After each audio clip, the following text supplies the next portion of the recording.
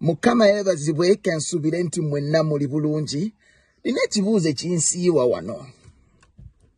Juzi twalina abantu abamu nga balwanira ssente eza gavumenti nga baagala ssente ezo zigende eri bo. Mbadde mbuuza baazifuna? Bw'aba baazifuna naffe batuweeko bannange koze embeera mbi nnyo. Ekyokubiri twalinanga ebituuti abayimbi bwe baaweerezanga omuyeye gw'abayimbi. Essaawa eno ebituuti ebyo tebiriiwo. Essaawa eno platform kwe twazanyiranga vidiyo ez'abayimbi omuyeye teziriiwo. Mbuuze ekibuuzo, bo balina platforms ki ze batucreatingidde? Abayimbi essaawa eno tulina abayimbi nga embeera ya COVID 42 days zino zibayisiza bubi.